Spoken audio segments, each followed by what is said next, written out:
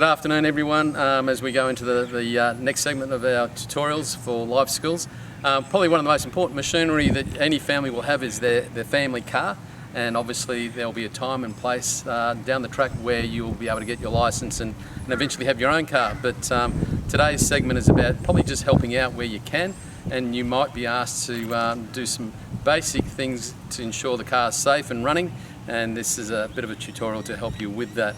So with that, I've got Tyne and Donovan and Miss Condon, who everybody knows very well, who are going to walk you through the operation of the car and what some things you may need to check. Thanks very much, everyone. So we're going to, first of all, we'll check and see that our car has enough fuel for where we want to go to. So if we want to just have a look on the dash there, can you show where that is? You can see. Yes. How much fuel we got in this? I think it's half a tank there. I'm due to pass Yeah. this week. Very cheap at the moment, 80 cents, 90 cents. In Brisbane, of course. Not here. Okay, so if we want to come around now, we're going to have a look at the water. So the car needs to have water in the radiator to keep it cool, and in this car we can fill it via the reservoir there. You can see that it's actually pink, and it's pink because it has coolant in there. It's also important too just to check this little cap here, which is the cap on the radiator.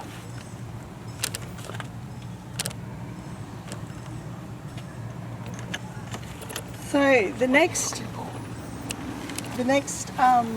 thing that we need to do regularly, at least once a month, they say, is to check your oil.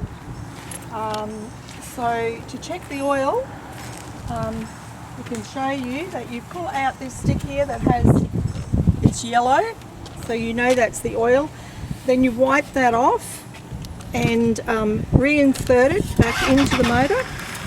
The car being on level ground gives you a much better reading of your oil. So you pull that out and you turn it up and you have a look, and I think at the end of that you can see two lines. And whereabouts is the oil on those two lines? Full. Is it between the two lines? Yep. So that means that you have enough oil in your car. Tyres, miss? Tyres? Yes, this car, the tyre pressure should be around 33 to 35 psi. Yep, that's it. Okay. And to check your tyre pressure, there's a little over there, that's called, but you screw off the little nozzle, yeah, you screw off the little cap on there, and then you can put your tyre pressure gauge onto there and check what your tyre pressure is. If my tyre pressure is too low, a little icon comes up on the dash which tells me that I need to go and put some air in my tyres, which is very handy. Okay, thanks Tyne, and thanks Miss. The only tip I would have moving forward, just realise that once a car started, that goes under pressure, and you never remove a radiator cap because it has the potential to scald you, because the water can get very hot in that. So if the car's been running, please, whatever you do, do not open that because it can be quite dangerous.